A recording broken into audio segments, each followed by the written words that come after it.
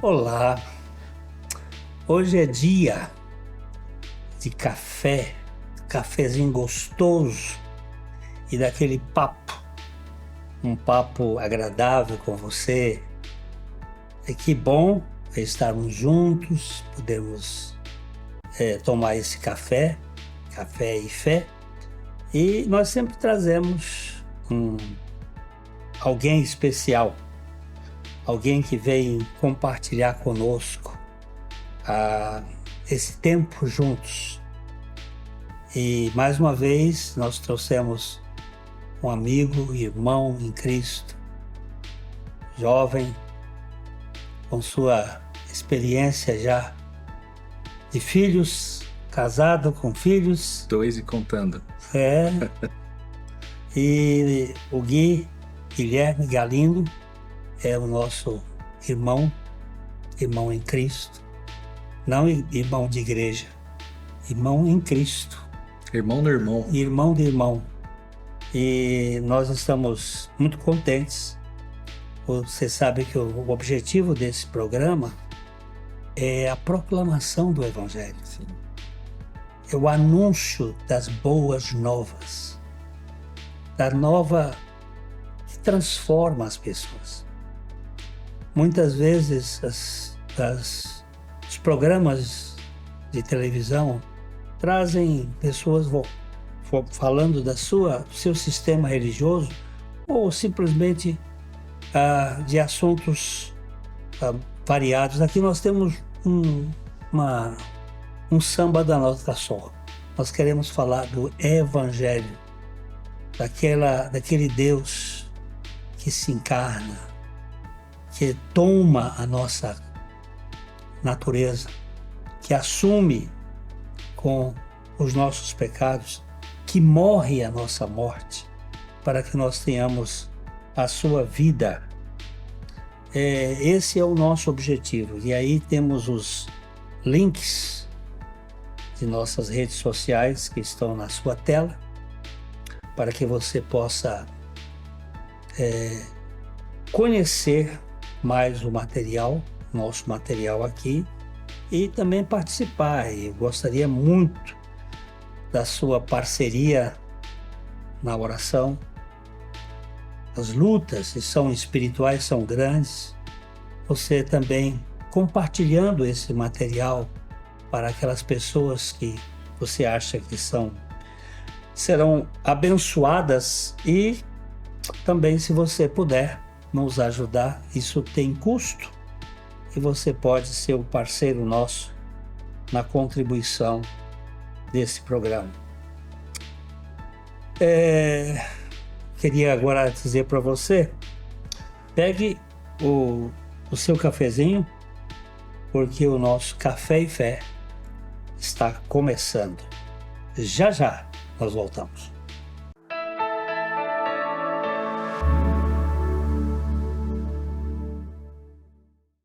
Ótica Higienópolis. Há 35 anos no mercado óptico de Londrina, sempre com novidades em produtos e tecnologia. Nossa equipe está preparada para dar uma verdadeira consultoria, facilitando a escolha de seus óculos para correção ou proteção solar. Ajuste de óculos personalizados, respeitando o conforto e anatomia do seu rosto. Ótica Higienópolis. Avenida Higienópolis, 346, em Londrina.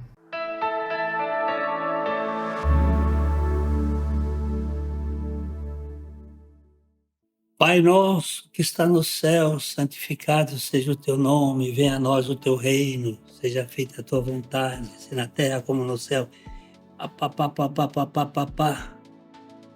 É assim que muitos oram o Pai Nosso, quase como um mantra, uma repetição, assim, decorada. E essa é a oração mais conhecida do mundo, mas ela não pode ser orada desse jeito, como muitas vezes a gente faz.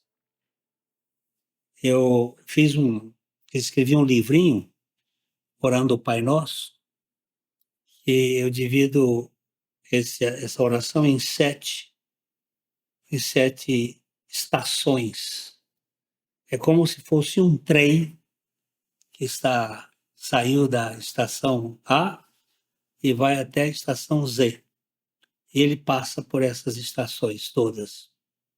E o Pai Nosso, então, ele está dividido em duas partes. Uma parte vertical e a outra parte horizontal. Né? E nós vamos aqui dar uma caminhada ali. Eu acho essa oração de Jesus muito mais séria e muito mais profunda do que normalmente a gente faz naquele corridinho, naquela ideia As assim, repetições, né? né? De uma reza, mas precisamos de algo mais intimista. A primeira das petições estão voltadas para o engrandecimento a Deus. As 4 primeiras. As 4 primeiras. E as outras estão voltadas para as nossas necessidades e petições cotidianas. Então vamos caminhar um pouquinho, Gui. Dá uma lida aí nesse texto de Mateus, capítulo 6. Mateus 6, os versículos 9 e 10. Vamos ler conforme está nas escrituras. Exato. Porque às vezes tem umas palavrinhas que na reza tradicional se pula. Vamos ver como está escrito de fato aqui, como Jesus de fato nos ensinou.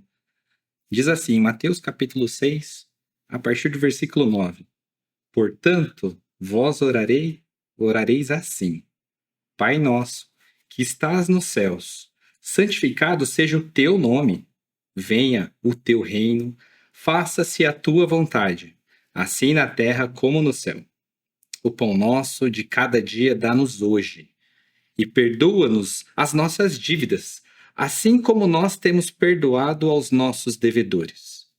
E não nos deixes cair em tentação, mas livra-nos do mal, pois teu é o reino, o poder e a glória para sempre. Amém. Amém. Amém. Essa parte final, ela é omitida em um grande grupo dos cristãos. Teu é o reino, o poder e a glória para sempre. Termina ali naquela livra-nos do mal. Exato. Né? Mas ele trabalha aqui o nome, o reino e a vontade. Né? E o que eu gosto dessa oração é que ela começa dizendo Pai Nosso. Quando fala Pai, o evangelho todo está embutido nessas 3 letrinhas, Pai. E não é o Pai dos outros, é o nosso Pai. Nosso. O Senhor nos adotou em Cristo Jesus. E hoje não somos mais estrangeiros, nós não somos mais desconhecidos, nós não somos só criaturas de Deus. Nós somos filhos de Deus. E quando oramos, assim como Jesus nos ensina, podemos chegar ao Senhor chamando Ele de Pai. Que maravilhoso. Pai. Essa é a palavra mais profunda que Jesus veio ensinar aos seus discípulos. No Velho Testamento nós não temos conceito de pai a não ser para uma nação, né? Mas aqui Pai Abraão. E também tem o conceito de Deus Pai, mas Pai de Israel. Mas aqui ele está ligando mais as pessoas de modo comunitário. Pai Nosso. Pai Nosso. O nome. Santificado seja o teu nome. Nós não somos capazes de santificar o nome dele. Mas ele mesmo santifica o nome dele. Em nós e por nós. Por meio de Cristo. Cristo. Por meio de Cristo. Então, esse nosso Pai é rei. E ele tem um reino. E esse reino... nunca terá fim. Pronto. Tá certo aí. Não é essa coisa que a gente vê nos governos deste mundo, né? Esses reinos transitórios, passageiros, onde as pessoas são muitas vezes déspotas, mas o nosso Pai, ele é o Pai que tem um reino e que tem uma vontade, não é? Esse seja feita a tua vontade, assim na terra como é no céu. O projeto dele é tão profundo, não é? E quando a gente ora pedindo para que se cumpra a vontade de Deus na minha vida, na sua vida, nesse momento a gente está confessando a nossa confiança no Senhor. Pai, apesar de eu estar te pedindo esta cura, apesar de estar pedindo ao Senhor um emprego, eu quero descansar na tua vontade. Cumpra-se o teu querer e não o meu. Na oração, nós entregamos ao Senhor as nossas petições, como a gente vai ver na segunda parte. Mas apesar delas, cumpra-se o teu querer na minha vida. É o que o Senhor Jesus nos ensina. O evangelista João, escrevendo sua carta, lá no capítulo 3, ele diz assim: vede que grande amor nos tem concedido quem? O Pai. O Pai. A ponto de sermos chamados filhos de Deus. E de fato somos filhos de Deus. Por essa razão o mundo não nos conhece, porquanto não conheceu a Ele mesmo. Eu tenho ouvido muitas vezes as pessoas dizer assim: a todo mundo é filho de Deus. Não é bem assim. Não é bem assim. Não é bem assim. Toda a gente, todos nós somos criaturas de Deus. Ele é o Criador. Mas Ele é Pai dos filhos dele. Pastor, na sua visão, por que o mundo tenta atribuir essa filiação universal a Deus? É uma questão egoísta mesmo, não é? De querer ser filho de Deus a fórceps. Mas não pode. Porque para ser filho de Deus, Jesus disse que ele veio para o que era seu. E os seus não o receberam. Mas a todos quantos o receberam, deu-lhes o poder de serem feitos filhos de Deus, a saber, aos que creem no seu nome. Aí ele explica: os quais não nasceram do sangue, não é uma questão de consanguineidade, não nasceram da carne, não é uma questão de instinto, e nem da própria vontade do varão, da pessoa, mas de Deus. Foi Deus quem quis fazer isso. Você tem 2 filhas, né? 2, a Lara e a Julinha. E elas nasceram porque elas quiseram ou porque vocês quiseram? Porque o Senhor fez com que acontecesse, Sim, mas partiu de nós. Partiu de vocês. Partiu de nós. Partiu de vocês. É isso que nós precisamos entender. Nós somos filhos de Deus mediante Jesus Cristo, mediante o seu Filho, que lá na cruz ele fez uma obra nós somos incapazes de escrever, mas ele atraiu para si, para o seu corpo, os filhos de Adão, e ele tem um objetivo de regenerá-los. E crucificou essa turma, e na ressurreição ele deu a vida dele. Isso aí é outra coisa. Então, esses são filhos. E eu pergunto para você: você é filho ou é só criatura? Você está nesse mundo como criatura de Deus, mas é para que você, pela sua experiência pessoal, mediante a palavra e o Espírito, seja feito em filho. Não brinque com esse assunto. Nós não estamos aqui querendo que você mude de sistema, mas para que o Evangelho realmente mude você e mude a mim. E nós vamos parar um pouquinho aqui e já a gente volta para comentar um pouco mais.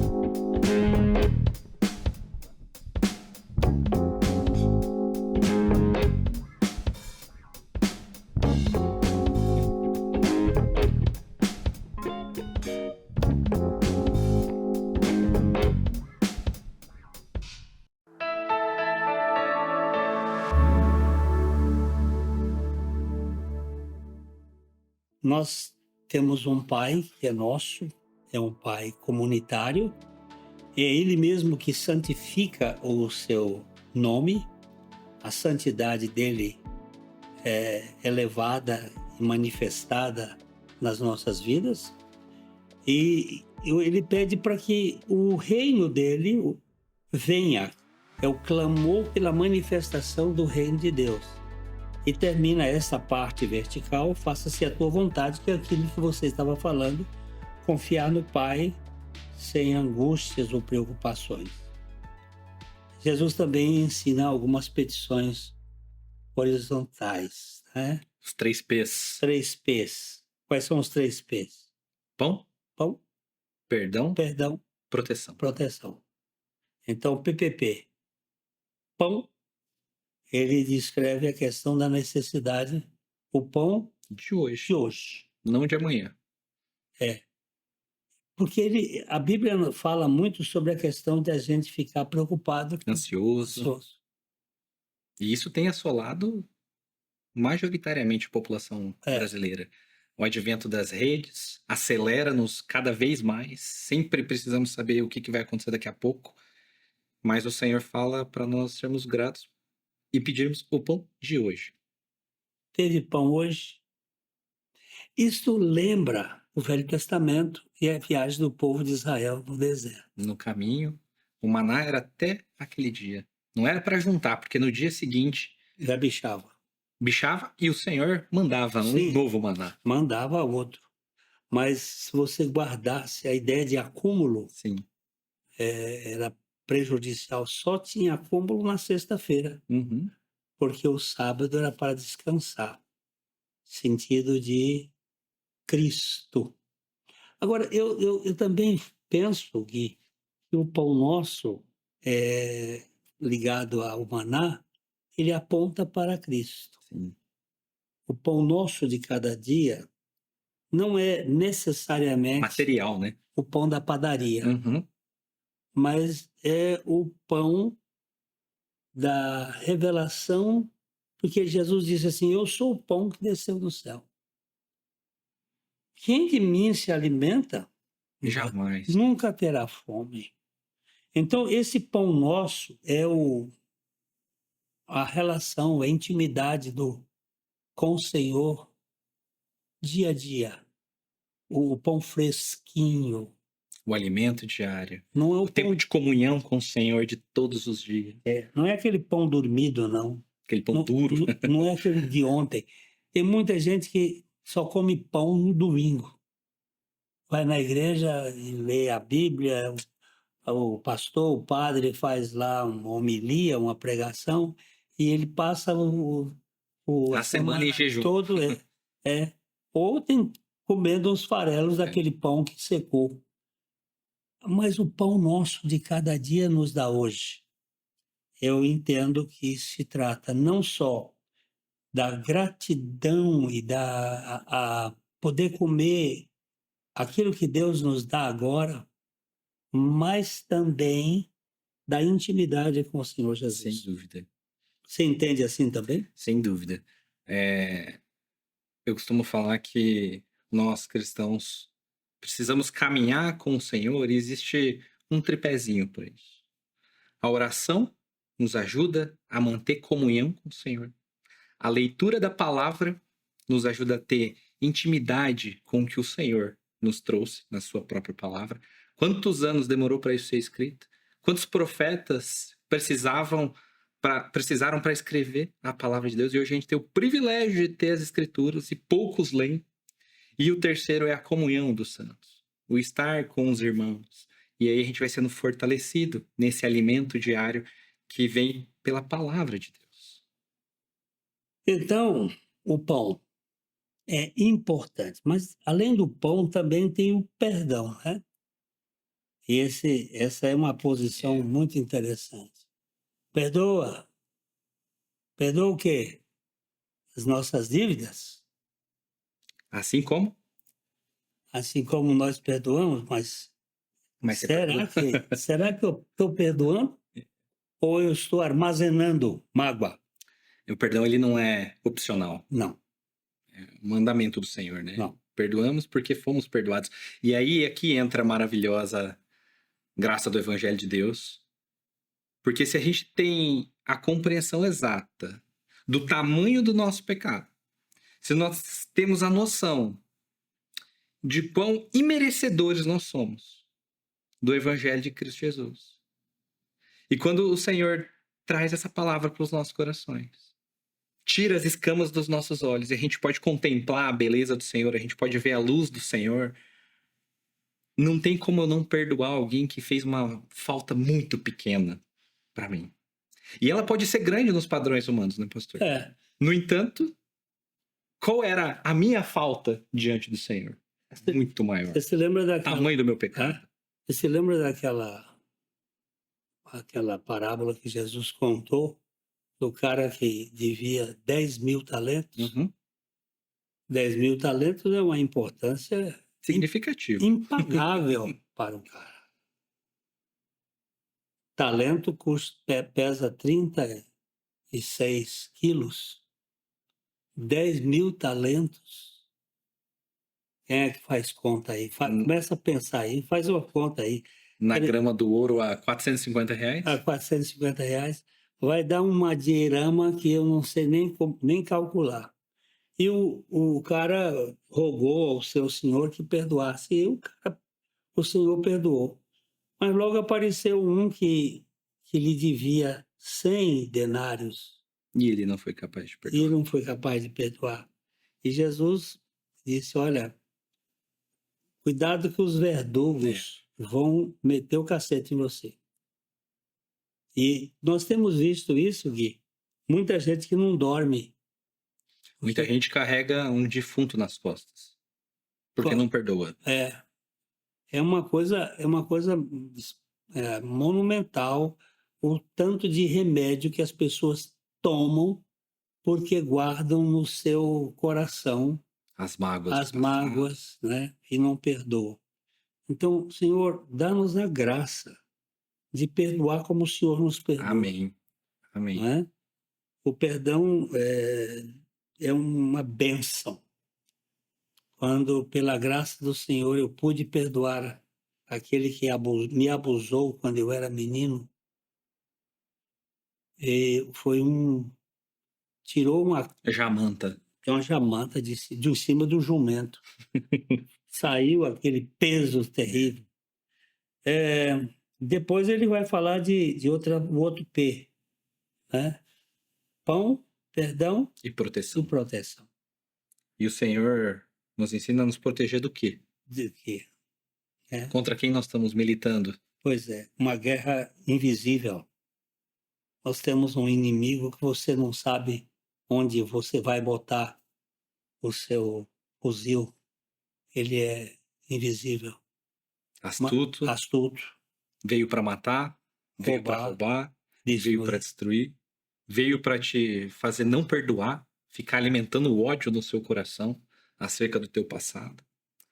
E ele pede que o Senhor não nos deixe cair quando a gente estiver passando pela tentação. Não é não cair na tentação, porque tentação nós temos todo dia.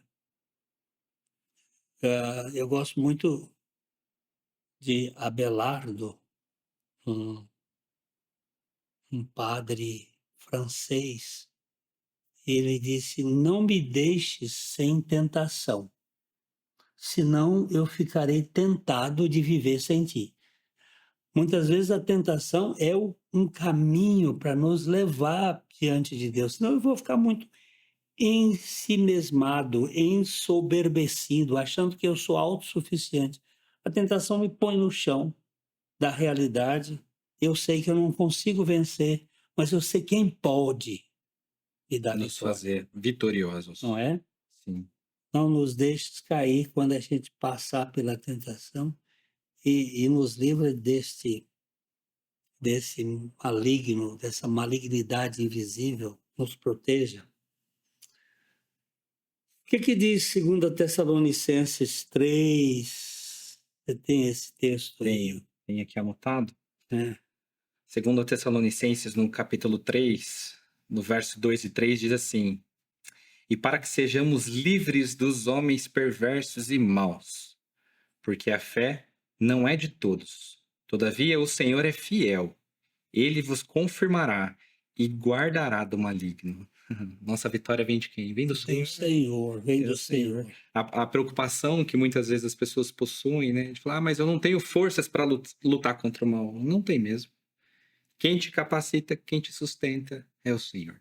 Se nós estivermos firmados em Cristo Jesus, pode vir o vento que for, a tempestade que for, nós não seremos abalados, porque estamos firmados na rocha, que é Cristo Jesus. E aí sim, nós não cairemos na tentação, nós seremos livres, libertos do maligno, porque Jesus lá na cruz destronou os principados e as potestades. Aleluia. Nisso cremos. O livro de Provérbios diz: torre forte é o nome do Senhor. Amém. Dos exércitos. Para ela, o justificado corre e estará seguro.